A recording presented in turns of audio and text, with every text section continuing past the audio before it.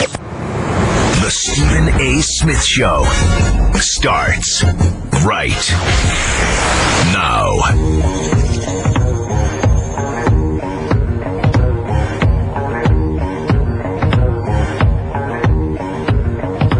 About damn time. About damn time. Good afternoon, everybody. Welcome to the latest edition of the Stephen A. Smith Show, coming at you as I love to do every weekday afternoon from 1 p.m. to 3 p.m. Eastern Standard Time over the airwaves of Sirius XM, Mad Dog Sports Radio. Number to call up, as always, is 888-MAD-DOG-6. That's 888-623-3646. You can also check me out on my Facebook page, facebook.com/Stephen A. And, of course, Twitter, twitter.com/Stephen A. Smith. Again, the number to call up is 888-MAD-DOG-6. That's 888-623-3646. All the drama started on January 18th, 2015, the AFC Championship game that New England won, romping the Indianapolis Colts 45-7. It was that day, the first half of that particular game, that Tom Brady and the New England Patriots elected to play with deflated footballs. And since that time, a year, plus January, February, March, April, May, June, July, 18 months later, Tom Brady has finally thrown in the white flag. He has surrendered. He has capitulated. He has said that he will not, absolutely will not, appeal the court's latest ruling. He will not take this to the Supreme Court, and Tom Brady will accept his penance. Indeed, Tom Brady will serve his 4-game suspension. On his Facebook page, Tom Brady, just 1 minute ago, actually about 3 minutes ago, issued a statement, and I quote, "I am very grateful for the overwhelming support I've received from Mr. Kraft, the Kraft family, Coach Bill Belichick, my coaches and teammates, the NFLPA, my agents, my loving family, and most of all, our fans.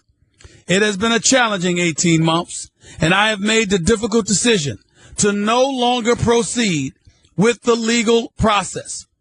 I am going to work hard to be the best player I can be for the New England Patriots, and I look forward to having the opportunity to return to the field this fall." Tom Brady will not appeal the NFL's decision. Tom Brady will serve his 4-game suspension. Tom Brady and his fight against the National Football League has officially come to an end. Let me say, for the sake of argument, I'm pleased with this decision. I'm pleased with Tom Brady. I'm pleased the fact that he came to his senses. Because, as I just explained on WEEI radio in Boston less than an hour ago, as I've explained on numerous occasions on this show, as I will explain right now, I never thought this case was that significant. I always thought it was much ado about nothing. I always thought that Tom Brady could throw Nerf footballs for all I care. He's still one of the greatest quarterbacks we've ever seen, and clearly the greatest quarterback of this era.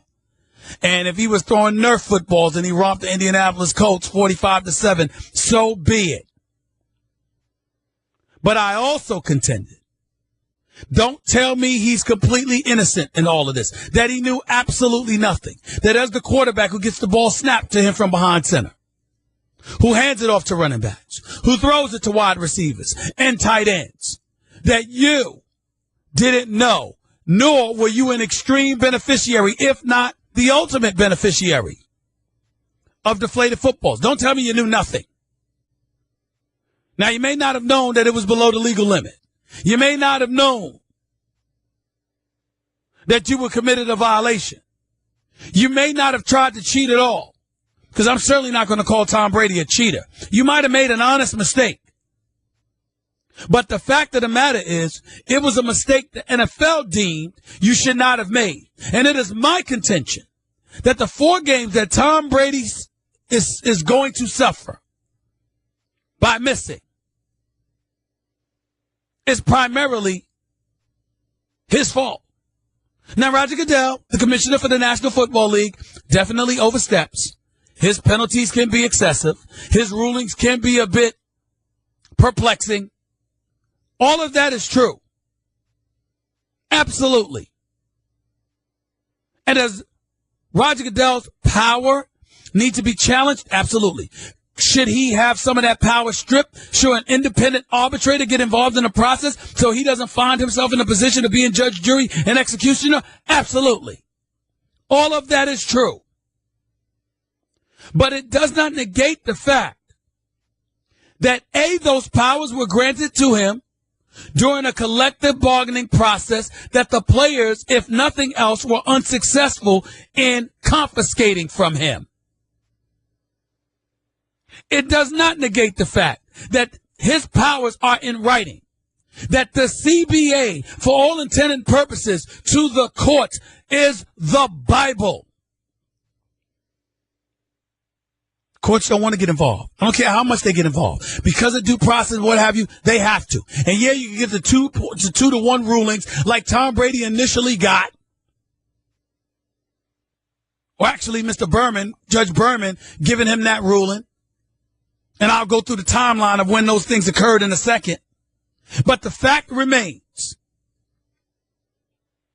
that in the end, the courts can give all the pomp and circumstance they want. They can excoriate a commissioner. They can talk trash about him till the cows come home. They can do all of that stuff. In the end, what it comes down to is that the courts, when it comes to the commissioner and the integrity of the game and things that are stipulated in a collective bargaining agreement, there is no doubt that the commissioner is usually going to win. Perfect example. There are some people that will sit up there and try to twist and turn the issues. And they'll try to convince you, well, you know, what about Greg Hardy? I mean, come on, Stephen A. I mean, are you kidding me? I mean, come on. Greg Hardy abused a woman. And damn it, he shouldn't have been allowed in the league. And damn it, he should have got his 10-game suspension. This is the preposterous. You're absolutely right. Those things that were documented in court papers, that what Greg Hardy did to his ex-girlfriend, he should be behind bars. He should not have been allowed to play in the league last year. All those things are true. Just one little problem. The domestic violence policy that the NFL had in place originally called for a 4-game suspension against Greg Hardy. So when the commissioner, Roger Goodell, handed down a 10-game suspension, Greg Hardy was able to make the argument, it's not in your purview to make that call. It stipulated that it's a 4-game suspension. You can't retroactively go about the business of exacting a ruling, you know, leaning on new policy instead of old. No. Under the old policy, which is when this incident with my ex-girlfriend took place, it calls for 4 games, not 10. Which is why Roger Goodell and the league office had to capitulate. That wasn't the case with Tom Brady. Because even though we believe Roger Goodell is excessive, we believe that he might have gone too far, we believe that the penalty was entirely too stiff, according to collective bargaining rules. It was perfectly within his right to do it. And while the court sat up there and they gave favorable verbiage to the Players Association, to Tom Brady's lawyers, to Mr. Ted Olson, to a Jeffrey Kessler and others, here's the reality. The court said, this collective bargaining stinks, with a flagrant disadvantage towards the players. It's damn near un-American. But y'all signed it. So you don't get to use the courts to revisit collective bargaining talks and retroactively omit certain things and then implement certain things to your favor. If you couldn't get it sitting across the aisle, arm's length negotiations with one another, with a league having the right to lock out players, with a players association having the right to strike, If you come up with an agreement at that particular moment in time, that's on you. Now, there are those of you out there that would say, oh, that's just so unfair. It's so unfair. It's wrong. Ladies and gentlemen, you know better than calling me up with that, right? Because you know what I'm going to say to you, right? What I always tell you. What I believe for a long time. What one of my best friends in the world, my man Jeff Brown out in L.A., my high school buddy, always says to me, fair is a place where they judge pigs. It does not exist. There's no such thing as fairness. I'm treated unfairly every day in my mind by somebody. So are y'all. If you ask y'all, how's that working for you? It gets you fair and equal treatment. Does that work for you? Does that tickle your fancy? Hell no. It does not. So could we stop whining and fighting and arguing about it, please? It is what it is. You ain't getting that kind of treatment. When you gonna learn? When you gonna understand? When are you gonna do that? When are you gonna learn that that's just the way that it goes? And you can't win that argument. And the reason why I said Tom Brady was arrogant and Tom Brady was uppity is because anybody with two eyes knows. I mean, you knew what was collectively bargained. You knew what this case entailed. And don't talk to me about Tom Brady's fighting to the death because Tom Brady is all about, oh my God, protecting himself. This wasn't about that. His legacy. What legacy? Tom Brady's one of the greatest quarterbacks who have ever lived. He's one of the top two quarterbacks in the world. That's never changed. He's one of the top two quarterbacks that have ever played the game of football. He's the greatest quarterback of this generation. He's a 4-time Super Bowl champion. He's still got a legit 5 years to go. And by the way, in the court of public opinion, Tom Brady of all people, not only does he know, but he doesn't care because he's a patriot, because they know and they never care about what you think or how you feel. They know some people are going to believe he's guilty. They know some people are going to believe he's innocent. And they know some people are not going to give a damn whether he was throwing Nerf footballs because it makes no difference to them. Tom Brady knew this.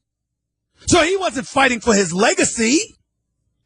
Tom Brady was fighting to make sure he didn't miss any games. And oh, by the way, did you know that if Tom Brady would have gotten suspended last year for 4 games, if that penalty had been implemented for last season because he fought it and delayed it, did you know that Tom Brady would have cost himself $1.8 million? But because he's got a 1-year deal with New England this year and got a signing bonus of about $28 million and has got a salary of a little over $1 million. Did you know that Tom Brady only loses $200,000 with this 4-game suspension? So essentially about $235,000. So essentially Tom Brady, by not getting suspended last year or fighting and fending off the suspension for last season, the 2015 season, and prolonging it to this point, saved himself about $1.6 million on top of the $28 million he's gotten already. You still feeling sorry for him? Really? Really? Can we stop this nonsense, please? My boy Jeff says it best. Fair is a place where they judge pigs. He talks to me all the time. Just had a conversation with me about perception as opposed to reality and how I got to live with those circumstances. Being in the position that I'm in, guess what I have to do? I have to take it. Because it doesn't matter whether people out there are right or wrong. It matters how they think and feel. And in this case with Tom Brady, the commissioner who has the power believes that you deserved 4 games. And you fought and fought and fought it until the courts of the United States of America reminded you that even you, Tom Brady, you're not bigger than the brand. You're not bigger than the system. You're not bigger than our American justice system. We open this Pandora's box by giving you a win.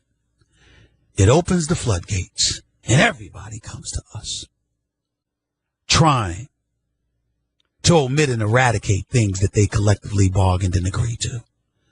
You're not bigger than that. That is what happened. That is why Tom Brady never had a chance. 888 Mad Dog 6 is always the number to call up. That's 888-623-3646. No doubt I will get into Von Miller. Denver Broncos got $114 million on the table for him, $70 million in guaranteed dollars. Do I think that's a bit extreme? Yes. Do I think he deserves all the money he can get? Why not? He's a Super Bowl champion. He delivered the goods.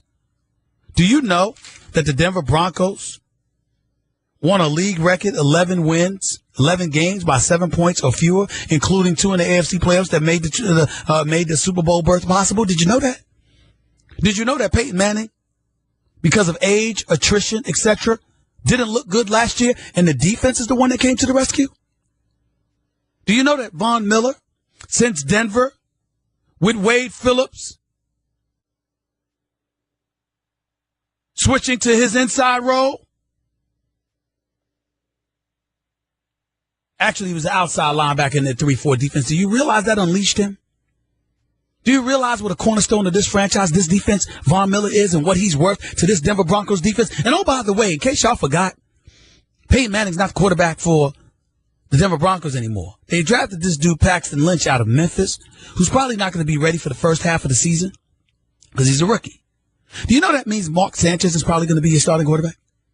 You think your defense ain't going to be important? Please. You need all of Von Miller that you can get.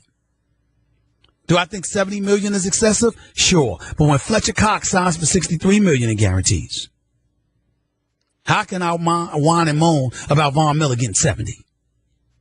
And we all know that the owners are making money hand over foot. Each of them pocketed $226 million in profits from the television deal alone last year. So Von Miller getting 70 in guaranteed dollars spread out over a few years ain't that big of a deal. They'll bring up the salary cap. Folk will bring on how you cap strapping your team, et cetera, and I can agree with that, but damn that. If there are exceptions that should be made for rules, it's for Super Bowl champions. And Von Miller is one. And the Denver Broncos sit here today as Super Bowl champions because Von Miller and that Denver Broncos defense showed up and said, Cam, oh, Cam, not today. That's why the Denver Broncos are Super Bowl champions. Von Miller's got everything to do with that. Give that man his damn money and call it a day. You're listening to the Stephen A. Smith Show, Sirius XM Mad Dog Sports Radio. 888 Mad Dog 6 is always the number to call up. That's 888-623-3646. Holla at your boy with more in a minute. By the way, Amari Hardwick, star of Power, is coming on midway through hour number 1. I can't wait to talk to him. That's a bad boy right there. But I'll get to your phone calls in a minute. You're listening to the Stephen A. Smith Show. Sirius XM, Mad Dog Sports Radio, Channel 82. Sirius XM's Entertainment Smith Show.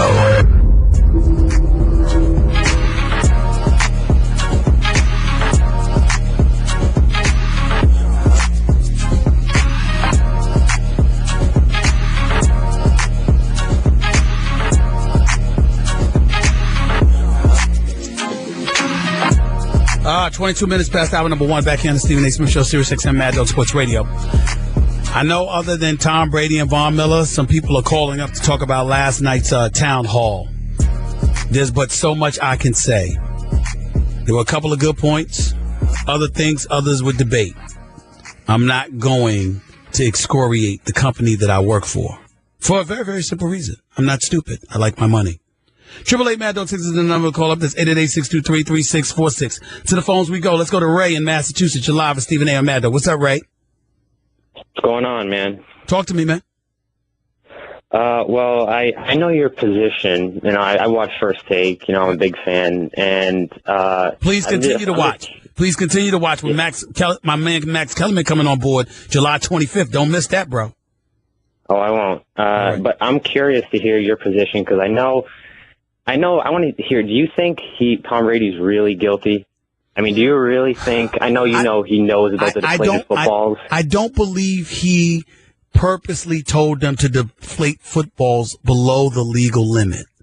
But I do believe that it's disingenuous to say that you didn't know that the footballs were deflated at all, that you were a bit resistant and deemed somewhat uncooperative by the league office, particularly with your cell phone disappearing, the text messages, the numerous phone calls. He could have handled it better and massaged the situation. But he was hell-bent on not accepting any games, that he ended up suffering 4 games. And because of that, he brought it on himself. Sometimes you got to know when to hold them and when to fold them, as Kenny Rogers would say.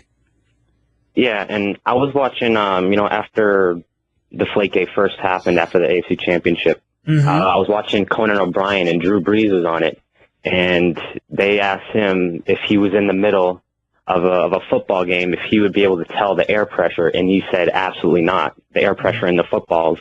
And, I'm thinking, well, if Tom Brady, if Drew Brees doesn't know, why doesn't Tom Brady, why wouldn't Tom Brady know? That's my position, and I think that they proved it, that the footballs were deflated because of the weather. The Colts footballs were also deflated in the AFC Championship, but nobody really talks about that. And what's the talk about when you got a team that lost 45-7? Whatever you tried to do didn't help. And in the case of Tom Brady and the New England Patriots, I think the residue of Spygate influenced it to some degree, not to mention overall how he was deemed uncooperative. And I think in that regard, he brought it on himself. I got to get to a couple of other callers, though, man. I appreciate the call. Thank you so much. Okay, let's go to Sheila in California. You're live you're live with Stephen A. Sheila. Good afternoon, Stephen A. Good afternoon. It's an honor and a privilege to speak to you. Thank you. I'm from the Bay Area. We love the Warriors, and my son introduced me to you, my wonderful son Justin, and I've been a fan ever since. Thank you so much, Sheila. I appreciate it. We love you. Thank you. I love you too. I called today because of Brady, because I believe the reason why he decided to not go forward with the Supreme Court is because his consciousness and his character was raised by the ESPYs this week. Either if he was there in attendance or he heard about it, he heard about LeBron and D-Wade and LeBron, D-Wade, Chris Paul, Carmelo Anthony. Yes. Yes. He heard about that, and he knows about the state of the country these days. And so for him to pursue this now, it's petty. It's petty. And so his consciousness and his conscience and his character was raised by the positive things from these athletes. And he knows he cannot go back to any petty. Good point. Good point, Sheila. Good point. Thank you so much. Thank you so much for the call, and I appreciate it. Call back anytime. Jeff in New York, real quick. You're live with Stephen A. What's up, Jeff? Hey, Jeff. How's it going, Stephen A? I'm doing all right. Go ahead, buddy. It's been a pleasure to talk to you. Honestly, I thought if you and Skip were still on television, I couldn't wait to hear this conversation about you and Tom Brady. Yeah, it would have been special today. It would have been special today. I'm telling you about it. I'm getting ready. I'm on my way to work. I called you before. I wanted to tell you, I wish you nothing but the utmost best for you and your mom and your family. Thank you so much, bro. Thank you, man. I have a friend of mine, like a brother from another mother of mine. His brother's going through the same thing. And I just want to give him a special shout-out, and my prayers go up to him and his family. Thank you, bro. But on another note, you said it best, Stephen A. Tom Brady going to learn today. You said it, man. And just one last point. I understand, I respect you so much, and I respect that you're such a conscious man. You're a respectful and smart man. But yesterday, I think a caller called you and stated that the man that you from D.C., the guy that committed those acts against the police department, which no one condones. I definitely don't condone that. But I believe you stated that he was considered a murderer. I totally agree with you. There's no place in American society for murderers. But I do understand that you're a conscious man, and your listeners are very conscious as well. But I also want you to, don't be oblivious to the fact that he did receive his training on American soil. And his tactics are not accepted. But at the same time, let's not be oblivious to the fact that he was trained by American soldiers. I appreciate the call. Thanks a lot. The only thing that I would say to that is, what does that have to do with the price of tea in China? Our American soldiers are, they took a vow and an oath to protect and to serve our nation, through adversaries. foreign and domestic. The reality of the situation is that chances are, you're supposed to do whatever he did to folks that are terrorists, foreign adversaries, American terrorists terrorizing our nation. You wasn't supposed to become one of them. Don't tell me that our military trained somebody to do that. You might train him from a skill level, but you didn't train him mentally and emotionally to be the man that he ended up being against police officers in the United States of America, in one of our greatest cities, which is Dallas, Texas. So I get where you're coming from in terms of the training, but make no mistake, he's a murderer. And he deserves to go to hell for what he did. That's right, I said it. 888-MAD-DOG-6 is always the number to call up. That's 888-623-3646. Anybody who knows anything about me knows one of my favorite shows on TV is Power on the Stars Network. It's executive produced by 50 Cent, along with others. The star of the show is Amari Hardwick. He's Ghost on the show. Big time. No question about it. He's also a friend of mine. I love him to death, and I'm proud of him. He's my next guest. He's up next. Knows his sports, too. Played football at the University of Georgia. Got a lot of stuff to talk to him about. Conscientious brother. Beautiful, beautiful actor. And a future star in this business. As far as I'm concerned, he's a star already. He's my next guest right here with Stephen A. Sirius XM, Mad Dog Sports Radio, in a minute. Mad Dog Sports Radio. Sports Bite. End of the road. Yo. Gotta slow up, gotta shake this high. Gotta take a minute just to ease my mind. 32 minutes past the hour. Number one back here on the Stephen A. Smith Show, Sirius XM, Mad Dog Sports Radio. I know we got a lot of stuff to talk about. Tom Brady, I already brought that up. Von Miller, I already brought that up. I'm going to get into some of that stuff even further as the show progresses. Plus, I'm going to get into a little NBA talk as well. With my next guest, I'm going to do it as well. But it is my honor and privilege to have this brother on the line. I consider him a friend.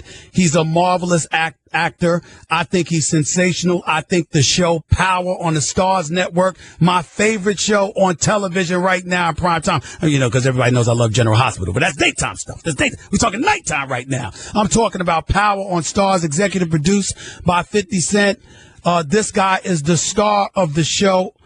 The one and only Amari Hardwick, my brother. What's going on, man? My brother. I miss you, man. I wish I could hug you. Oh, my man. I'm going to see you soon, bro. I'm going to see you soon. We'll see each other soon. I promise you. First of all, congratulations. This is season number 3, correct? Season 3. 3 is a charm, Steven.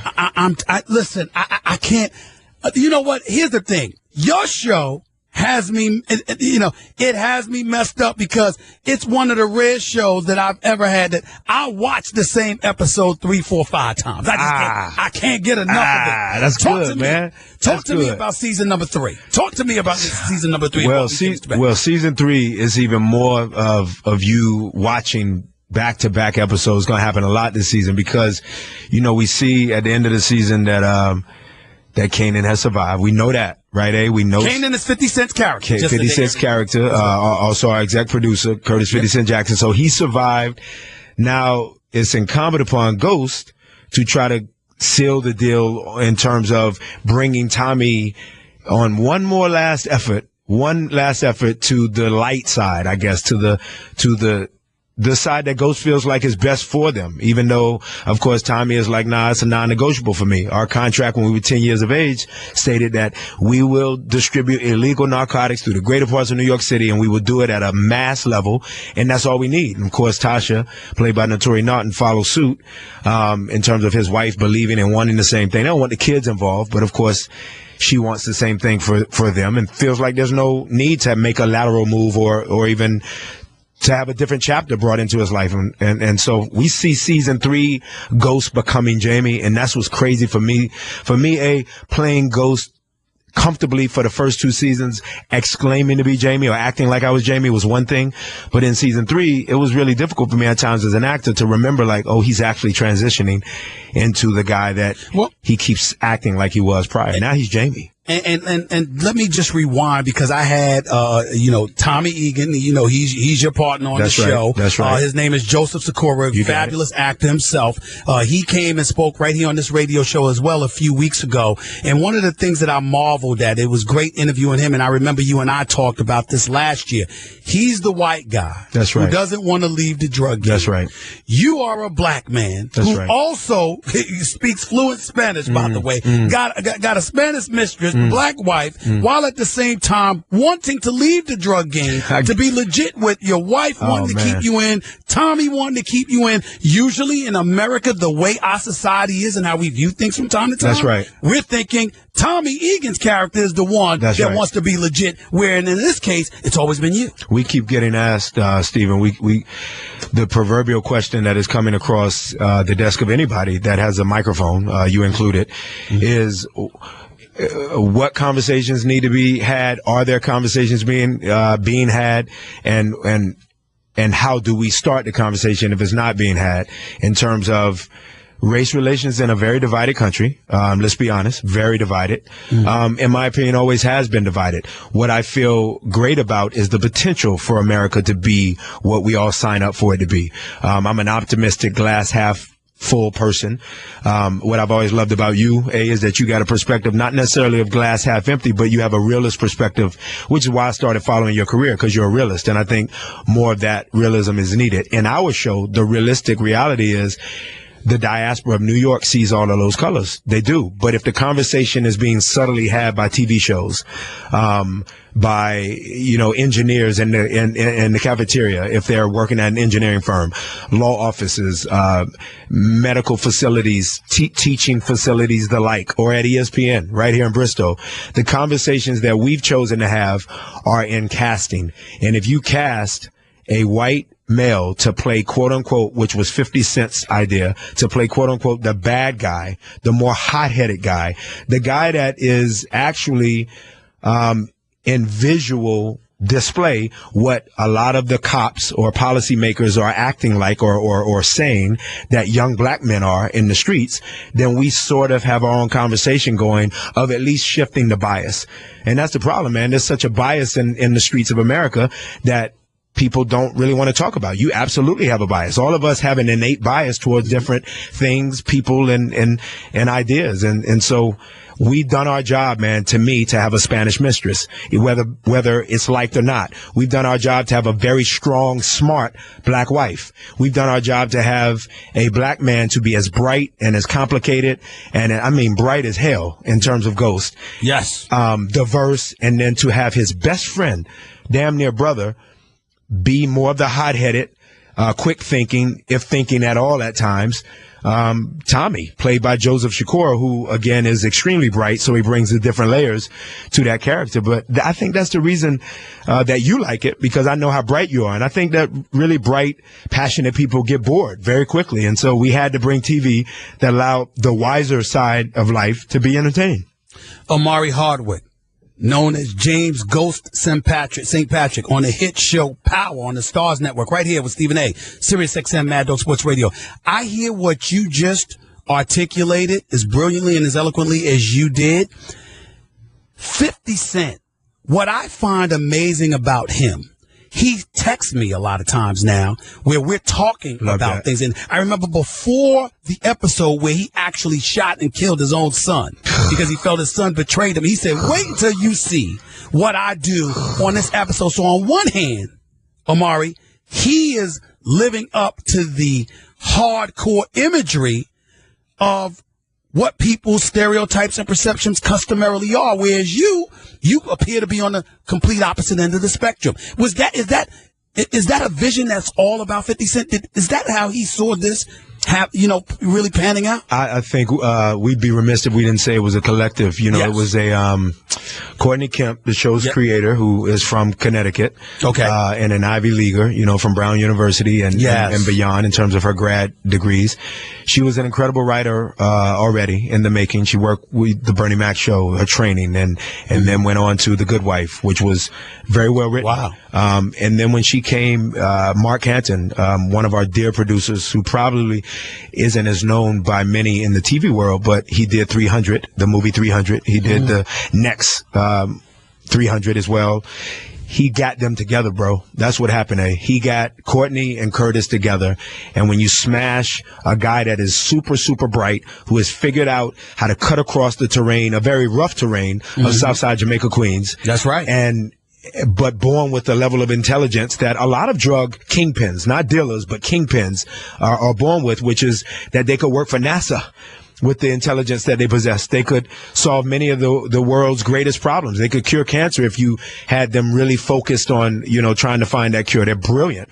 If you take what he was raised in and what he had to conquer and get past, and then you add it to what her brain operates in and how it thinks, you get a Kanan who is diabolically written to be ruthlessly unapologetic in what he does.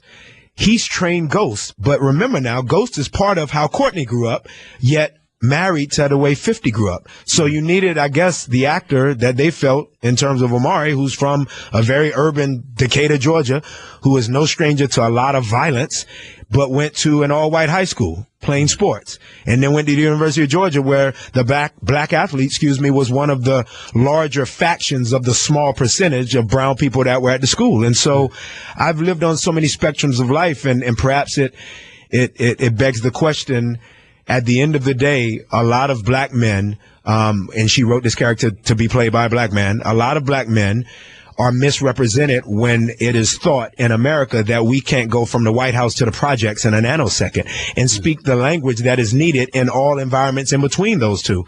And so I think we'd be remiss if we didn't say they collectively decided that Ghost would be what he was, Kanan would be what he is, and Tommy would be who he is, and the girls would be strong, and they would be bright, and they would be fallible as well. It's like characters are made in this show almost like a Shakespearean tragedy, where you watch a guy shoot his own son, and it's no difference from what you have seen at times, even in mafia films, in terms of, Alfredo's character was taken out the character was taken out to sea and done in by Michael Corleone's command, his own brother. We saw that in The Godfather. And so, bloodline runs thick, but it doesn't run that thick when you're dealing with the rules of the streets, and especially when the son, played by Cinqua Walls, does not know the streets. And so for 50 to call you and say that, I would add to it what made it really, really so fresh, so organic, and so raw in terms of what we've seen on TV or not having seen yet, to me, is the fact that a black woman, more so a woman, wrote that scene to happen. She created that scene. Like when she told me it was going to happen, she told me a little bit before 50, and then he called me days after and said, guess what's about to happen? I said, we just graduated. The show has just graduated to another level, because for me, it was already Greek tragedy, Shakespearean storyline, a love quarrel meets the drug distribution world. That means that everyone's sleeping with one eye open, and an AUSA as the frenemy or the enemy that goes to sleeping with, and her cop world chasing me down, and young black son and young black daughter being raised by Ghost and Tasha while we try to teach them not to do this. It's like a recipe for a very, very, if done well, for a very, very different show. If not great, at least a different show that we had never really seen the likes of before. It's fantastic. I think it's the best show on television right now. I'm dead serious. I'm so humbled by that, bro. I can't wait. Season number 3. And just so the world knows, we text each other. That's all the time. Me and A text each other, and he's challenging me and like, oh, what are we going to do? What's that? I literally would be like, yo, A, I like what you just said on First Take. And he'll be like, oh, all right, later for that. What's going on with the season? What's going on? Exactly. And I'll tell you this, too. Right after that scene, because the episode ended there when 50 shot his son, what still stays with me to this very day is when that cat that was working under 50 came and confessed to you. Oh. that he killed his own son, and the look on your face, the pain, man. The pain. It's like I'm like, this is just some beautiful stuff right here. We're talking to Amari Hardwick for Power right here with Stephen A. Sirius XM, Mad Dog Sports Radio. Let me transition from the show to something that happened just the other night, because I know how expansive you are in your knowledge, how you follow the sports world, but you follow things that transcend the world of sports. At the ESPYs the other night, we saw a cold open. Yes. Had Carmelo Anthony, CP3, Dwayne Wade, and LeBron James open up the 2016 ESPYs, bringing attention to the murders, the police brutality, the brutality against police that followed with, a psycho murdering 5 police officers in Dallas. What was going through your mind when you saw all of that unfold? Pride. I thought to myself, you know what I thought? For me, I remember being a teenager and coming off of the years where my pops really celebrated not just the perspective from a basketball fan standpoint, the perspective of what those athletes from Bill Russell to Jim Brown to Muhammad Ali, what they were doing after playing in games where they weren't necessarily paid anywhere near the price tag that these players are paid. They would then go march. They would then take on a cause. They did not know how to be athletes during that time without activism being connected to it. And I remember being 10 years old and hearing those stories from grandpops and my father as well, and guys just in the street who were rooting for certain players that they found to be of activism and not just of buckets. You know, if it's a basketball court or touchdowns, if it was a football field. And so by the time I was 15 years old, I started looking at the athletes you and I were growing up looking at and being a part of in culture. And I was thinking they weren't doing the things that I feel like they should do. I feel like the United Negro College Fund was something that perhaps agents were just saying in a very whisper tone to athletes that were hitting different leagues. This is fine. If you want to feel like you're doing something or reaching back for your community, just give money to the United Negro College Fund. I started to really think that before I was given a scholarship to play college football and attempted to make it in NFL. But when I watch LeBron and Chris Paul, who I know and have a relationship with, and the other 2 athletes standing there, and Carmelo, who I know personally as well, when I watch them, then it makes me feel the moment of pride of like, they're getting it. Now, did it take 2 young men to be shot back to back? And I'm telling you this, Stephen A., because you and I didn't text in the last 2 weeks.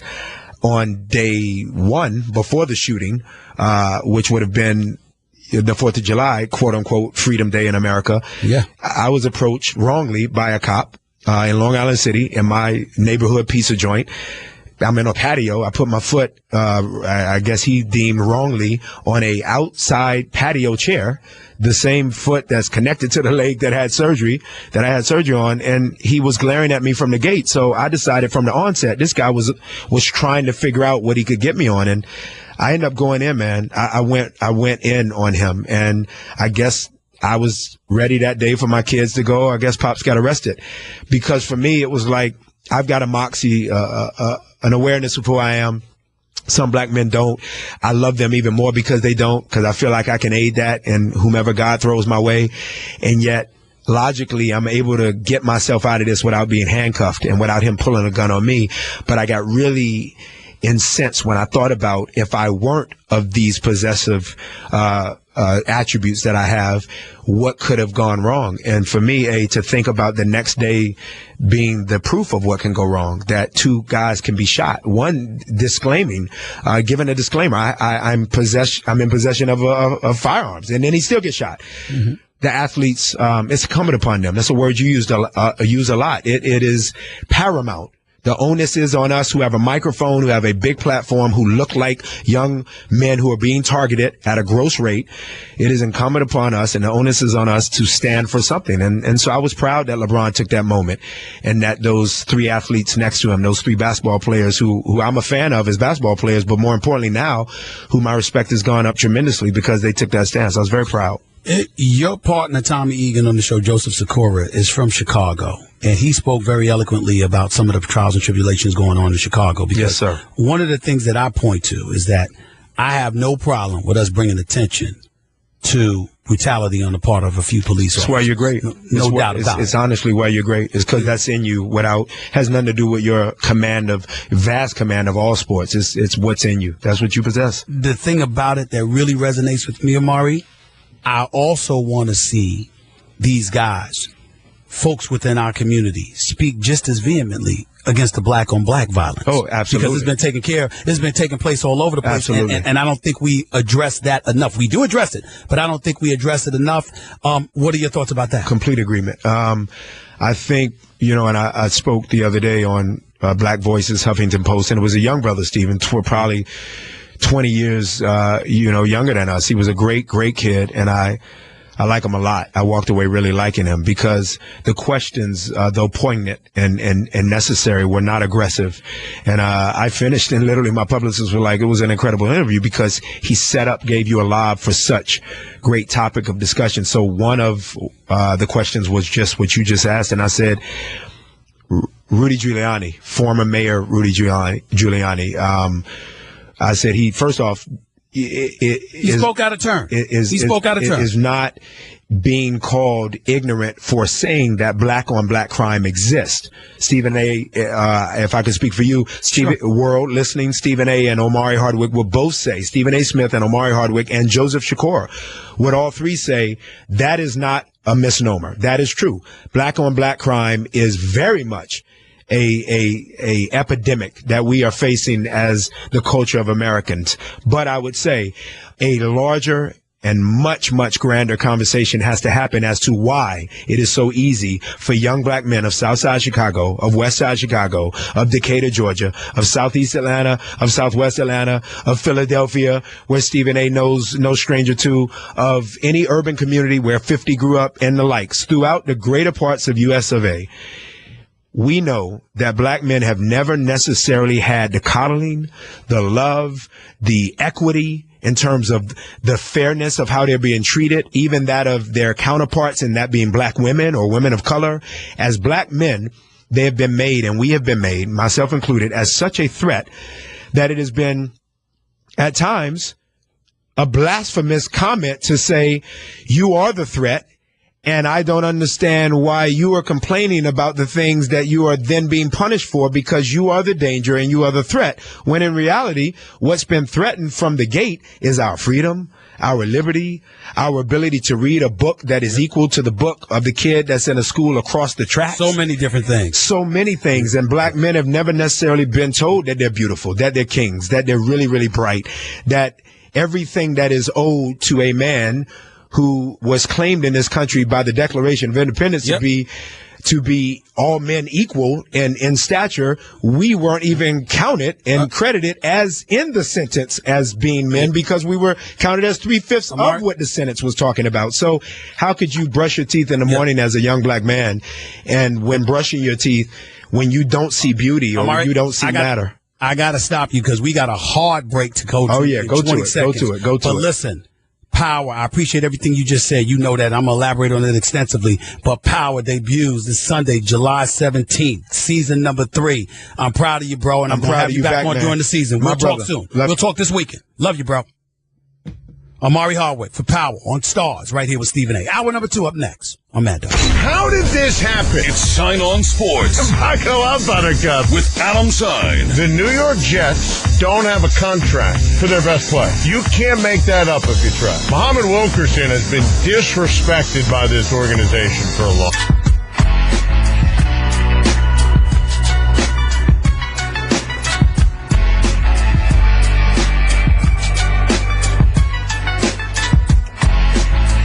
Number 2 of the Stephen A. Smith Show here with you until the top of the 3 o'clock hour when I pass it up to the namesake for the channel, Christopher Mad Dog Russo, right here on SiriusXM Mad Dog Sports Radio. Thanks again to the star of the hit show Power on the Stars Network, Amari Hardwick, coming on the line.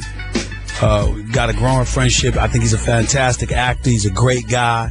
I love talking to him, and I love the show. It's my favorite show on television, prime time. I absolutely love it. It actually usurped Scandal, and I didn't think anything was going to do that because I love me some Kerry Washington. But Power is no joke. It's the real deal.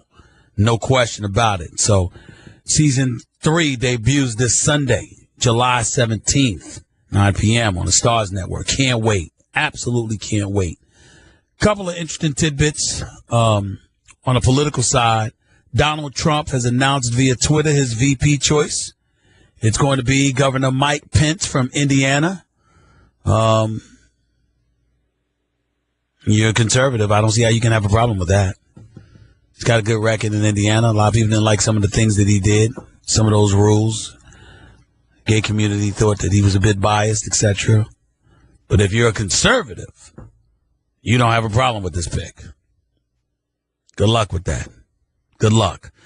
The NFL Players Association naturally wanted to make sure their words were heard. They issued a statement in the aftermath of Tom Brady going on his Facebook page to announce that he would no longer be pursuing things against the National Football League to omit that 4-game suspension he's got to suffer from.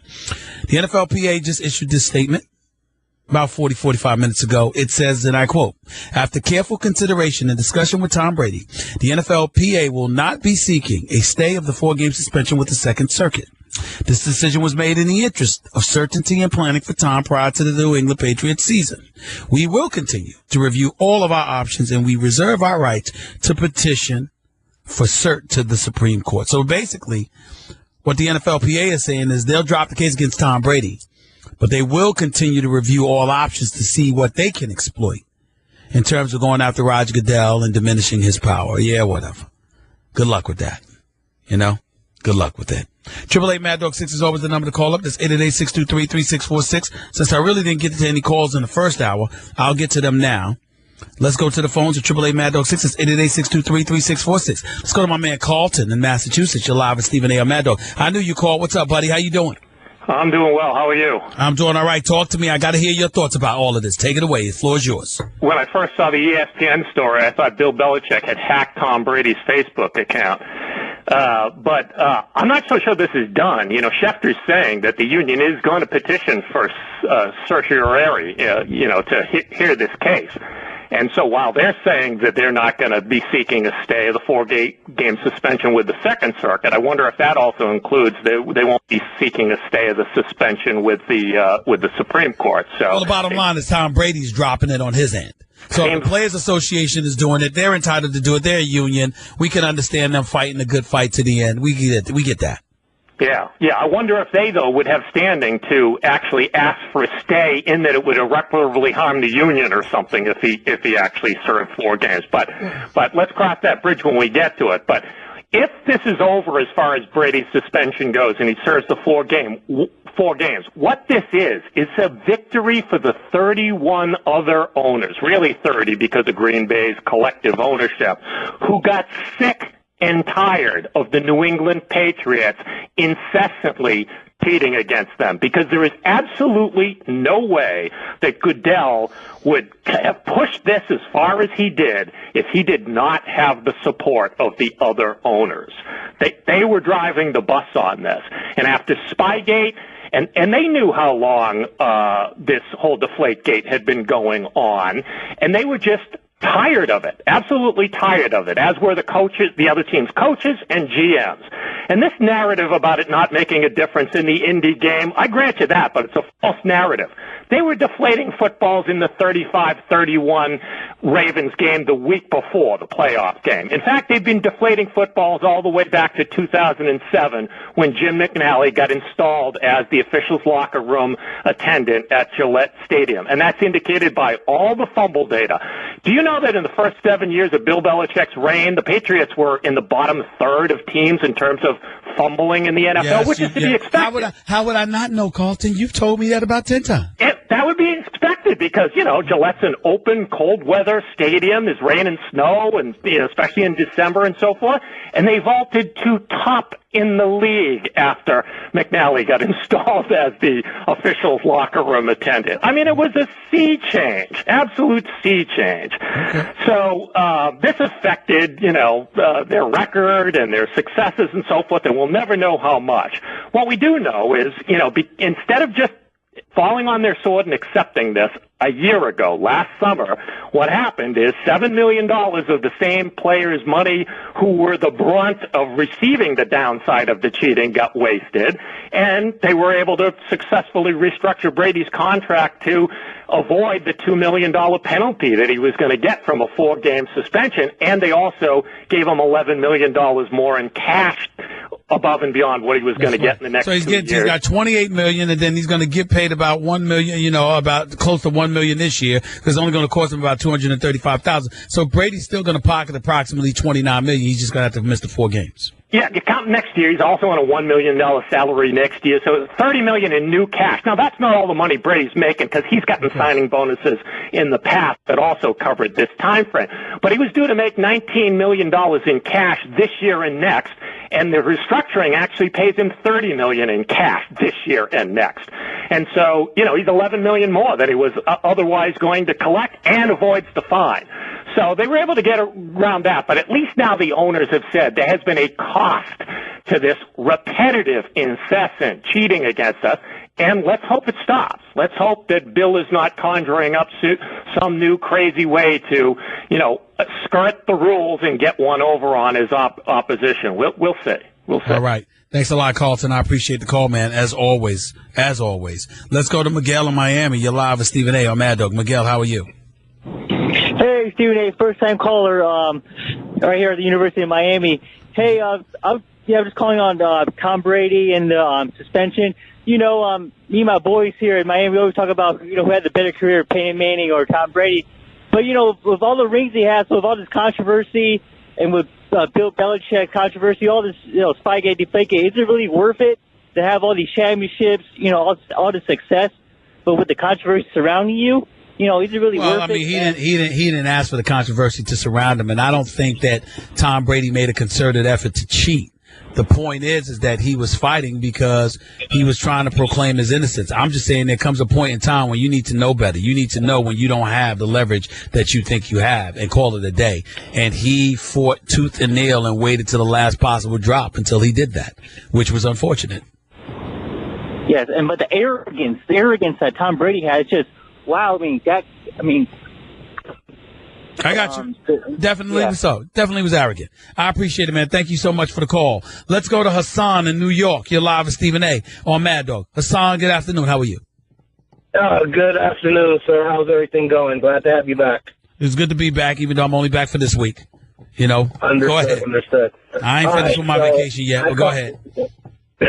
All right. So I called. I'm a frequent caller, but I spoke about this issue right after Ali passed away, and we were talking about the transgender issue, and I brought up Michael Jordan, and the conversation that you just had with Amari was class personified, like you would say. CP3, LeBron and crew speaking on stage this week. And I know you said it before that, some people handle things behind the scenes. But I'm thinking at this point, for everyone speaking up, the president having his town hall yesterday, and even his own pops being a victim of gun violence, not one word from Jordan. It's kind of getting, I understand he's a private person, but keep in mind that, years ago, he did publicly endorse Bill Bradley. And, he does. Well, here's what I would tell you. Okay. The fact that there are those shootings in Chicago, I would like to hear from Michael Jordan. Without question. Because even though he owns the Charlotte Hornets, right, we all know when we think about Michael Jordan, we think Chicago. Because he was a six-time champion and the greatest player ever in that uniform. And the imagining the kind of impact that he, particularly in concert with our president, could generate is something I will openly confess to you I have fantasized about. I would like to see, because for me, look, I'm not qualified, and I made that mistake in the past because as a black man seeing Obama, our President Obama focus on other things rather than the economy at times, in terms of priorities. I felt was detrimental to the black community, because one of the things that has historically been proven is that when things are going wrong, black people suffer the most and they suffer first. And so to me, our president, speaking, doing things from an economic perspective should have been a priority, but that's just me. I'm not really qualified to dissect him in that regard. What I will say is this. I got big ears. And even though I'm sure he has spoken about it, and I'm sure he mentioned it last night, he did mention it last night, the fact of the matter is I do think that our president's voice should be louder and more conspicuous on the shootings in Chicago when you consider that he's a junior senator from that area. And I think that the only reason his voice has not been far more profound on what's going on in Chicago is because his former chief of staff, his friend, Rahm Emanuel, is now the mayor in Chicago. And I got a problem with that. Now, with Jordan, I do think that Jordan, I'm not one that normally thinks that, because I know he does a lot of good behind the scenes. But in the case of Chicago, specifically Chicago, Jordan should not be silent. I do believe I should hear from him. I do believe we all should hear from him on Chicago. Because if there's one person that I believe could have a positive impact on sort of changing, even if it's in a small way, what's going on in Chicago, it is Michael Jordan. All right. Thank you very much, sir. Thank you. I appreciate the call. I'm not running away from that reality. Not one bit. Jeff in New Jersey, you're live with Stephen A. on Mad Dog. What's up, Jeff? Hey, Stephen A. First thing, can we have a Carlton free week next week or something and send them to WEEI? Jeez. Listen, it's killing me. Hey, let me say this to you. I can't say WEEI because you got a lot of people who support Tom Brady, whereas in Carlton's case, he is adamantly against the Patriots and specifically Bill Belichick. There's no bigger hater of Bill Belichick. Now, he wouldn't like himself classified as a hater, but Carlton is a hater of Bill Belichick. There is no doubt about that. I know. They would destroy it, Stephen A. That's why. They got the answers for everything. But I digress. I thought that town hall was very balanced last night. Okay. And I thought he went right down the middle. He didn't give anybody a break. He said exactly what he thought. And I became much more of a fan of him because I got to see how smart he was. Because I've never seen the president like that. Well, I don't know why. I mean, listen, the president might feel differently than some independents and some conservatives are, but there's never been a question about his intelligence. There's never been a question about his poise, his statesmanship, his leadership. It's just that he's a liberal. Like, I know guys like Sean Hannity and others. They go crazy about Obama. And I always sit up there and say, what do you expect? He's a liberal. He's not a conservative. He doesn't think like you. Just like liberals were driven crazy by George W. Bush or George H.W. Bush or Ronald Reagan. If you're somebody from the opposite party, okay, others are going to be driven crazy by you. So Obama doing what he does to the conservatives, I don't know why everybody's in an uproar. He's not supposed to please them. He doesn't think like them, and he doesn't believe in what they believe in. But in terms of his performance at the town hall, listen, he's the president, and he was well balanced. Would I have liked him to be more verbose and a bit more assertive with some of the things that he was saying? Yeah, I would have, but that's just my taste. I agree with you on why he can't do Chicago. Remember what happened in L.A. and the aftermath. They went in hard in the aftermath, and the police got, they might have solved some problems, but they got nothing but flack after that, trying to solve L.A.'s problems. Look, he's not going for re-election, and here's the bottom line. Black people in the streets of Chicago have asked for the National Guard. Jeff, do you have any idea how profound that is? Oh, I see. Bring him right in. But what I'm saying to you is, forget bring them right in, whether you should or shouldn't. Do you have any idea how profound it is? Imagine, Jeff, that you are the president, and somebody from the streets of Chicago who is black, middle-aged woman, middle-aged man, young black woman, etc., looking you in your face in the cameras, going on Bill O'Reilly on the O'Reilly Factor and saying, could you please bring in the National Guard? We need it. You have any idea how profound that is? It's an amazing statement. And my point is, if it's that profound and that amazing, how do we not hear more from the president who was primarily elected because those people, those very people there, supported him. That's how he became a senator. Because the media doesn't like, the media is very liberal, Stephen A. Chicago is a very democratic city. It always has been, and they don't like trash on their own. Well, I'm saying to you, what would it matter now that you're a second-term president?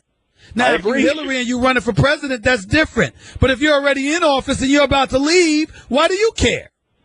He should basically be having speeches from the south side of Chicago every week. Listen, all I'm saying is this. Whether he does or doesn't is open for debate because I honestly don't know. And I'm certainly not sitting here insulting our president. I would never do that. Back in the day I did it, but that's when I was immature and far more ignorant. I'm far more blessed with knowledge these days than I was years ago. But I will say to you this. I just get the feeling the only reason we haven't heard more from him is because Rahm Emanuel is the mayor of Chicago. And that is what I find unacceptable. If the decision is made for any other reason, I get that. But it shouldn't be made because Rahm Emanuel is your boy and you don't want to make things uncomfortable for him. That should not be a reason for the president of the United States to be silent while murder after murder after murder is taking place in the streets of Chicago. That much I will say. I got to go, Jeff. I appreciate the call. 888-MAD-6 is always the number to call up. This 888-623-3646. More of your phone calls in a minute with Stephen A. I'm Mad Dog.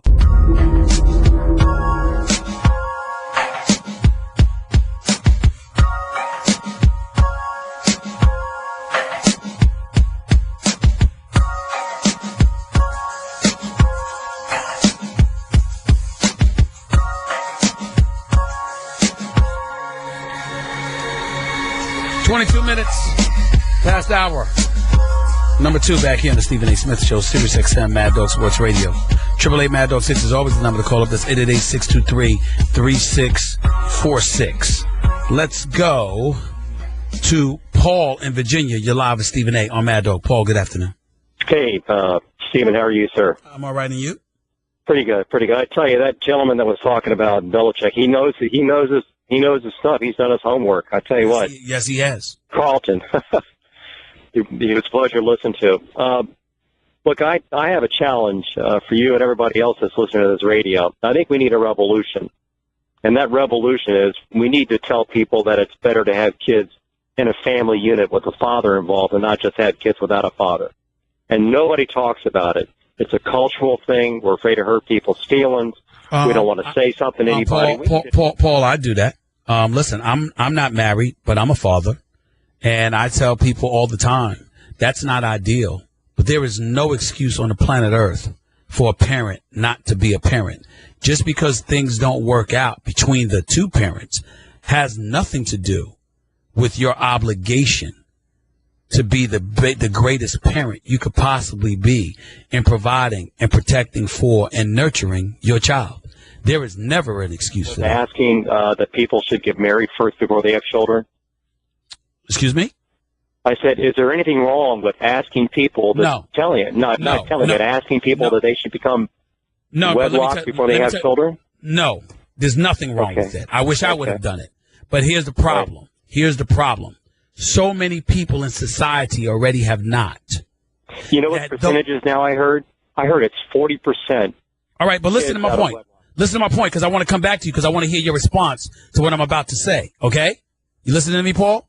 Are you there? Yes. What I want to say is this. You're absolutely right. But here's the problem. The numbers are so large because society has changed. Things have shifted. And the society that we live in, because of the demands that come with it, regardless of what it wants to say, when you look at reality TV and beyond and all of these distractions and all of the nonsense going on in this world, they can talk all they want about promoting family values, but this country does not the way it used to. So understanding that and understanding the residual impact that has had on society and why and how we have devolved to some degree, please understand that when you advocate what you're advocating is right as you are. The negative side to it, Paul, is that because there are so many people that do have children who are not married, whether they never married or got divorced. And because of that, it gives the impression that those people may fail or those people are going to be in a world of trouble. And what you don't want to do is to disseminate that kind of message, because then you're defeating folks who are already in the muck and mire of those situations. You understand what I'm saying? Absolutely. And my wife and I talk about this, and we look at each other, we throw our hands up, because that's exactly right. You can't. If my son were to have a child out of wedlock, I'm not going to tell him that he's a bad person, and I'm not going to disown the grandchild. But there's says, folks, not in Chicago. You don't have to out. Paul, stand still because you're breaking up. Stand still because you're breaking up. Go ahead, Paul. I said, you get fathers in Baltimore, Chicago before this ever ends. We can all talk we want to, but until there's a dad there and a mom working together to raise their children, absolutely, I don't see the light at the end of the tunnel, Steve. And Paul, and what I'm saying to you, Paul, is that's the ultimate message that we should be sending. Married or not, mothers and fathers should be working together to raise their children. Is that fair, Paul? Right, thanks. Thanks for listening to me. Thank you, man. I appreciate it. I appreciate the call. Look, I'm a dad. I'm not married. I'm not proud of it. I'm just not ashamed because I know I'm a damn good dad. But make no mistake about it. Ideally, you should be married. You should be working together. But just because you're not married doesn't mean you can't work together. And to the Pauls of the world, don't hate on them. Be thankful that they're conscientious enough to call up on the show and remind us all there's no excuse for you not being a father or a mother to your child. None. And if you're not, you should be ashamed of yourself because the child didn't ask to be here. You have a responsibility, not the government, not your job, not society. You ultimately have the responsibility to raise your child. That doesn't belong to anybody else. That belongs to you. Mustafa in California, you're live with Stephen A. on Mad Dog. What's up, Mustafa? How are you? Pretty good there, Stephen A. How's it going, brother? I'm all right. Go ahead, man. Yeah, so talking about the ESPYs there, Craig Sager's motivational speech at the ESPYs, that was extremely touching. Yes, it was. Cancer has affected many of our lives. I've lost family members to cancer, and I wish you nothing but the best with your mother, man. I really do. Nothing but the best for your family. I appreciate that. Thank you. Go ahead. So with talking about hoops here, talk about the top 10 all-time players. Tim Duncan is the best power forward ever. I don't think there's a debate. I agree there. But Akeem Olajuwon is definitely top 10 in my opinion. He is so underrated. I think he overall is a better player than Shaquille O'Neal was. I can make a legitimate argument with that. Some people can. He doesn't have as many rings, and he wasn't as dominant. But skill-wise, he was better at times than Shaquille O'Neal. That is true. Yes, but I'm going to say this. You look at both their careers. Shaq played 19 seasons. Hakeem played 18 seasons. Hakeem averaged 22 points a game for his career, and Shaq averaged close to 24 points. The gap is not that big offensively. Hakeem had more moves down on the block than Shaq did. He had a turnaround jump shot. He also was a better free throw shooter than Shaq was. Say that you can narrow the list. You can do all you want to. At the end of the day, Shaq was the most dominant force we had ever seen since Wilt Chamberlain, and he has 4 rings. Hakeem had 2. Hakeem was incredibly skilled. His shake and shimmy and what he would do with his turnaround jump and his post moves, his footwork in the post was phenomenal, and all of this other stuff. But in the end, he wasn't nearly as dominant as Shaquille O'Neal was, and he didn't have as many rings. That is the reality. I got to run. I appreciate the call. Bob in Detroit, you're live with Stephen A. What's up, Bob?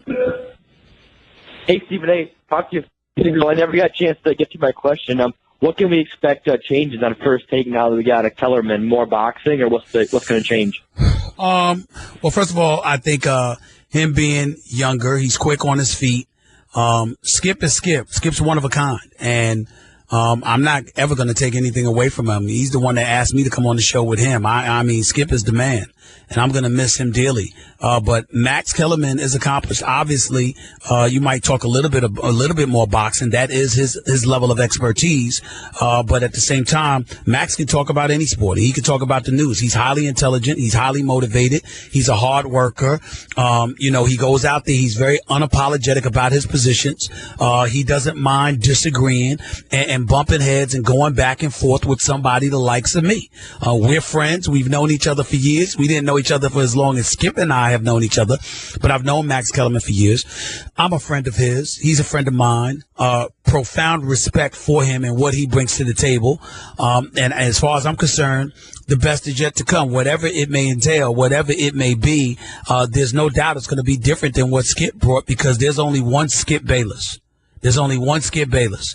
All right. But that doesn't mean that Stephen A, with my new sidekick, Max Kellerman, because I was Skip's sidekick and now Max Kellerman is my sidekick. The bottom line is we expect to raise hell, wreak havoc, and do the kind of things that we do. That I can promise you. Is he excited? Of course he is. Why wouldn't now that Brady got suspended, who should be the favorite in the AFC in your opinion? Still New England. He's only gone for 4 games. He'll be back after 4 games. I think that the New England Patriots are going to the Super Bowl. Brady's going to come back pretty ticked off. I think they might go probably 1-3 or 2-2 in the 4 games. Brady is going to come back, and maybe rust will cost him a game or 2 or whatever. But I still see the New England Patriots finishing about 12-4. Okay, and winning the AFC and getting to the Super Bowl again. They might win it all depending on who they're going against. But I think Brady is going to wreak havoc and wreck shop, and he's going to be absolutely sensational. Thank you for the call. 888 Mad Dog 6 is always the number to call. That's 888-623-3646. More of your phone calls in a minute with Stephen A. I'm Mad Dog. Mad Dog Sports Radio. This is the Stephen A. Smith Show on Mad Dog Sports Radio.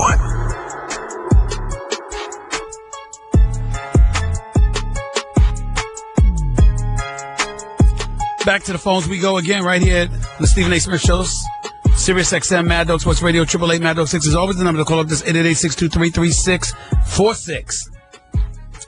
Go back to the phones. Let's go to Susan in Florida. You're live with Stephen A. on Mad Dog. Susan, good afternoon. How are you? Stephen A., hey, second time I called you. Love you. Can't wait for you guys to come back. Please tell me Molly's coming back. Molly's coming back. Oh, great. Okay, I'm not letting go of Molly. That's my girl. Oh, no. Love Molly. Love all you guys. I'm going to miss Skip, but I can't wait. Real quick about Obama and not commenting. I remember a couple years ago, it was probably a while ago, Bill Cosby, before all his shenanigans, he gave a speech. I think it was at a black church or something like that, where he really came down and said, pretty much, get your, together, and, stop acting like punks and stay in school and don't get in trouble and God, take care of your kids and blah, blah. And he was kind of condemned. Yep. I think by the African American community, be like, don't air the dirty laundry. Yeah, we'll take care of it. Yep. And I thought that I thought that was wrong. Yes, I agree. Susan, I thought it was wrong, because I thought that he was a man that prioritized education, contributed tens of millions of dollars to Spelman and Morehouse and other HBCU institutions throughout the United States of America. And I thought that he had every right to sit there and look at the black community and talk about what we should be doing better for ourselves. And it is true that a lot of people in the black community are of the mindset that, don't air your dirty laundry. The flip side to it is that we can't want everybody else's laundry revealed and want to ignore our own. And I'm not saying that that's what we do, because I do believe that we will call one another out. We just don't want to encourage other people to call us out. And my attitude is, what difference does it make?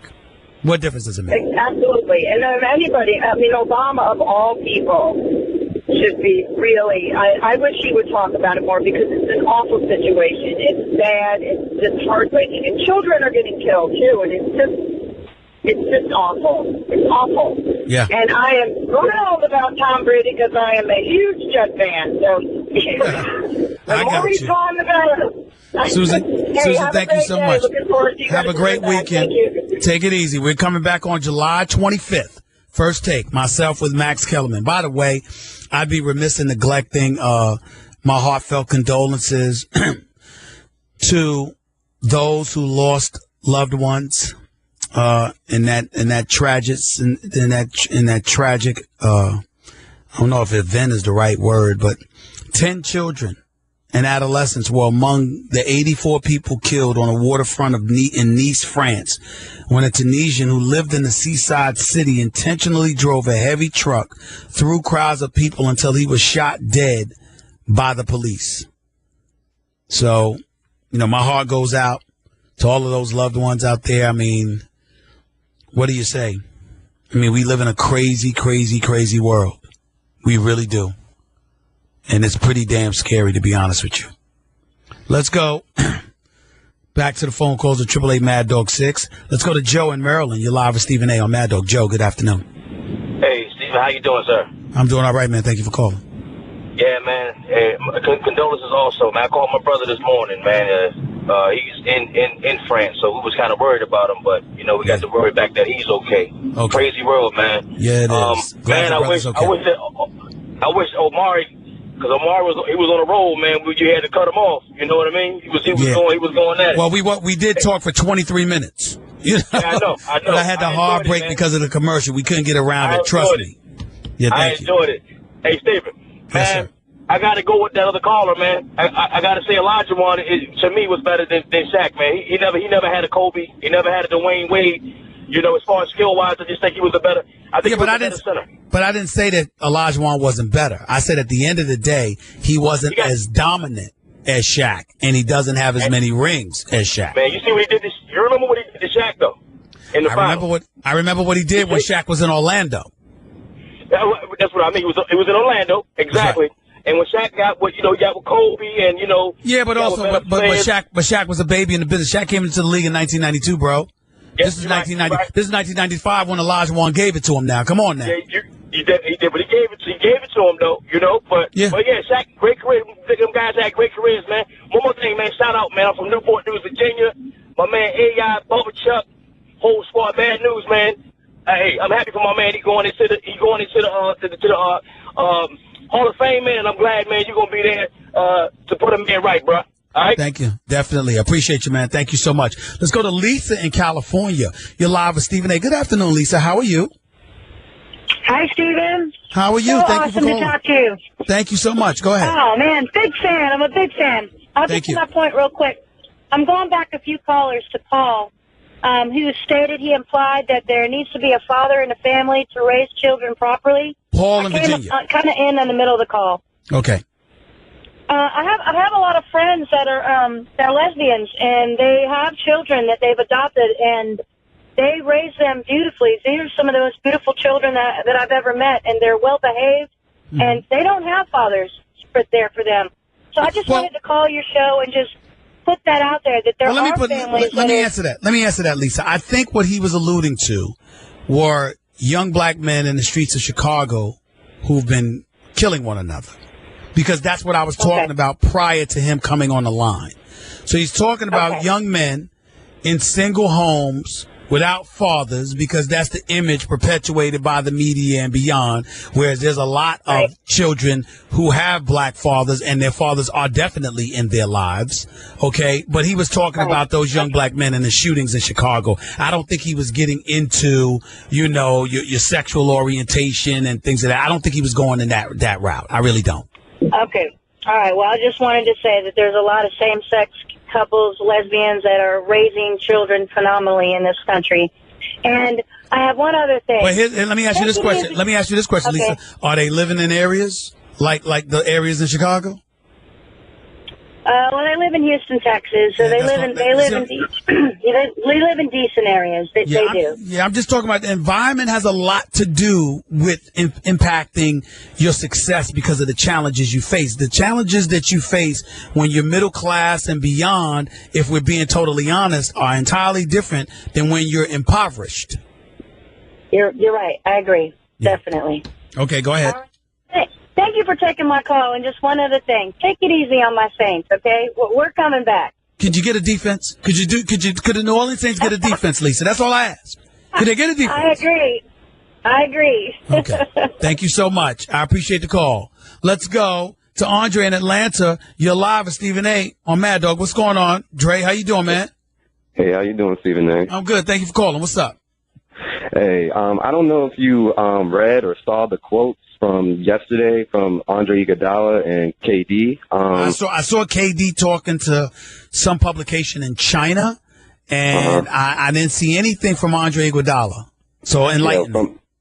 So from Andre Iguodala, he was saying that basically OKC was the best team in the playoffs last year, and that they should have won the championship, which I totally agree, because from like the Spurs series on to like Game 6 of the Golden State series, like they look the most dominant team in the playoffs.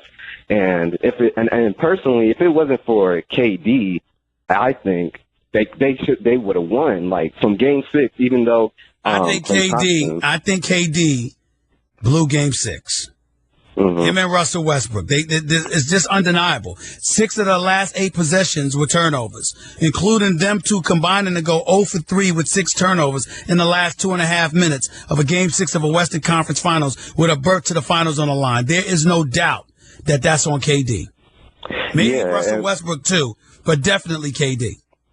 Yeah, I mean, I feel like Russell's, his turnovers, that's pretty much when the game was already over. So I kind of don't consider that it, but yeah, and then when it comes to KD's quote, when he was saying that he wants to be the one to bring the Warriors up over the top, he said that like they weren't 4 points away from being back-to-back champions.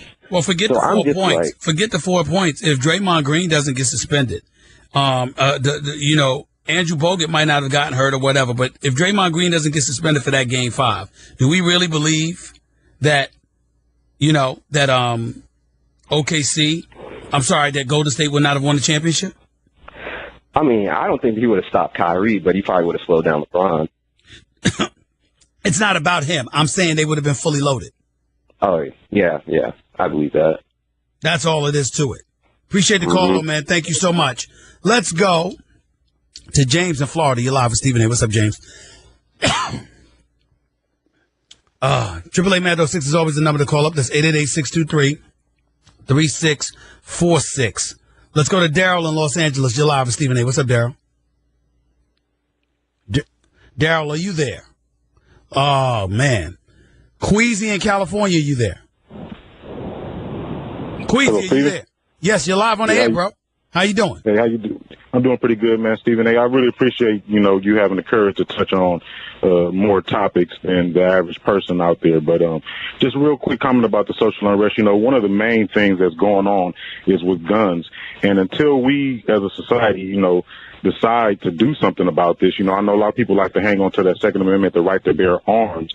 But, I believe that if our forefathers knew what we know now, that they might change some of those laws.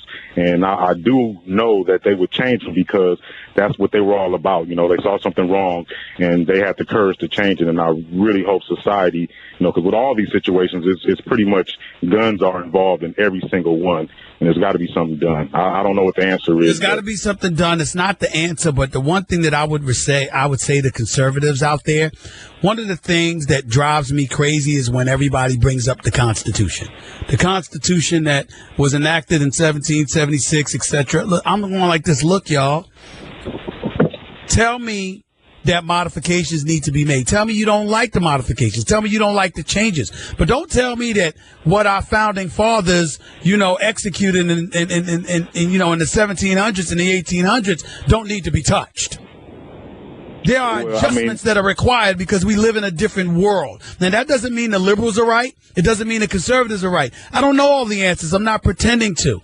I just telling you I hate when people act like change should never occur. Like we should just go with whatever's written. I don't believe and that's one of my biggest problems because people try to hang on to that, but the forefathers, they were all about change because if they weren't, then we would still be living by the Magna Carta and our prime minister would have just resigned a few days ago. So, but on the basketball, real quick, I just want to ask you, they were talking about possibly a lockout because of the salary structure and everything else. Well, with guys like Conley getting 153, if they kill the max contracts, wouldn't that really just affect guys because they're going to say, hey, well, Conley's got 153 and there's no max contract. Shouldn't I deserve 253 because of my production compared to his? How is that going to affect the salary? But remember this. Let me say this to you. You have to remember that the league has a right to reopen the talks come December. So, in other words, they don't have to stay under this current agreement. If the league backs out of the agreement, both sides have the right to back out the agreement. The league, without question, in my opinion, is going to back out come December. Once they back out, it opens the floodgates for new negotiations to come next summer. And the one thing they're going to attack they're not going to have any problem with a player getting their money, with players rather collectively getting their money. What they're going to have a problem with is spreading it out. Like, for example, the cap went from 70, 70 plus million to the luxury tax number, or the cap rather, the 70 plus million. It went from there to 94. So, in other words, you need to streamline the gap because you have implemented it to 75, then 85, then 90, then 95. You see what I'm saying? Sort of spread it out as opposed to allowing a player to just jump in there and leap in there. And a guy like Mike Conley, who's never been to a finals, let alone won a championship, even though I like him and respect him, he's getting $153 million. When you look at it from that perspective, they're going to do whatever's necessary to derail that kind of momentum, specifically because of the potential scenario that you just brought up. They don't want dudes coming up in there asking for $250, $300 million. And they're going to put a stop to it. They're going to put a stop to it, I promise you.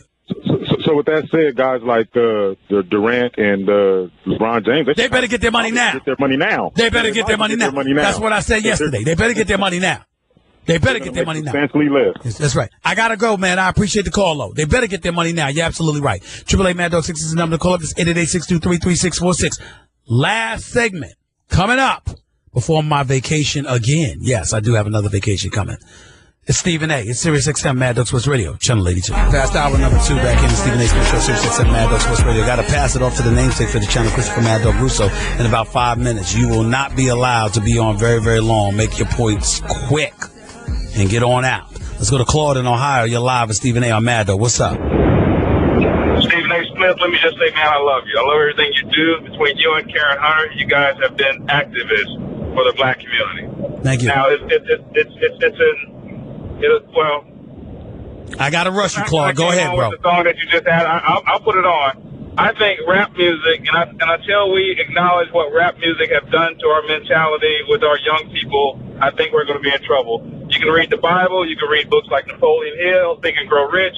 All those things tell you about be careful what you put into your environment. What you put in. Claude, I lost you, but you're absolutely right to some degree. It's not totally hip hop. It's the people who run hip hop. It ain't just the artists. I mean, the only issue I have is that people look at the artist. You know, the artist trying to make money. You're trying to lift yourself up from the desolate environment you grew up in. And, you know, you got music companies and beyond coming at you and telling you, yeah, you can make money this way. They got a lot to do with it. So you're not wrong. Just don't limit it to the artist. Rob in California, you're live with Stephen A. Real quick, Rob, go. How you doing, Stephen A? I'm a big fan, man. I love. I can listen to you all day. Thank you, but I got to rush. Thank you, but I got to rush you. Okay. Go ahead. I just got 2 quick comments. One, I wanted to comment. I grew up without a father. Basketball was my getaway. All my coaches growing up was my father figure. I believe it takes a village in order to raise a child. Okay. My wife and I just had our first child. What's your second point? And my question to you was Kevin Durant's move to the Warriors a good move or not? I debated with all my kids daily at my It was a good move. It was a good move, but I still thought it was weak for him to go to the team that beat him, and I stand by that. Bryant in Las Vegas, you're live with Stephen A. Real quick, go, Bryant. Stephen A., 2 points. The town hall with the president, I think went very well because it did what it was intended to do, to start dialogue. And that's what you're doing. You letting your listeners talk. It wasn't to answer questions. It was to start dialogue amongst the people, and that's what they're doing. 2, let me ask you this, and it's kind of relevant to what they were talking about. When you have an athlete like Harden or whatever to get a second chance, I heard other commentators say, hey, he shouldn't play in the NFL. He should work at McDonald's or something. Are you then saying that, okay, McDonald's is okay to have a wife beaters there to work? Because when you call for people jobs, then you're assuming responsibility for their bills, their kids, or their Well, hold on. I wasn't saying he should never play again. I was saying the penalty wasn't stiff enough, but under the collective bargaining agreement, the NFL did what it could. I do think that you have to have deterrence in everything. I think our society in this day and age is too loose, and too many people get away with too much. Should you be fired for everything? No, but there should be a significant penance that is to be paid. And if you've made millions and you out of work for a year, okay, even though it's uncomfortable and it's going to compromise you to some degree, at the same time, you should be able to come back from that. That's my position. But I got to go right now because I don't have time, Brian. Let's revisit this when I come back. Gregory in New Hampshire, you're live with Stephen A. Real quick, go. Hey, Stephen A. Just a quick question for you. So I'm a Bears fan. I just don't understand why the fans are so apologetic to Jay Cutler. I don't know why either. As far as I'm concerned, he should be banned from the streets of Chicago. He's nothing. He's not a leader. He doesn't get it done for them. He doesn't even smile half the time. The only time I've seen him smile is when he signed his new contract. I'm a total negative individual with Jay Cutler. I think he's a joke. Brian in Philadelphia, you're the last caller. You got 30 seconds. Go. Stephen A., one name you probably thought you'd never hear again, Tim Tebow. How, with everything that he supposedly stands for, how does he end up as a speaker at the Republican National Convention back in Donald Trump? I have no, well, listen, he is a devout Christian. I do understand your thinking because you're not looking at Donald Trump that way, but I don't think he's speaking on behalf of Donald Trump. I think he's speaking on behalf of the evangelical base and how much they support the GOP. And that's why Tim Tebow is speaking. And if it's based on that reason, I have no problem with it. I'm on vacation again for 2 weeks. I'll holler at y'all in August. Mad Dog Russo's up next. When it's time to go to the track.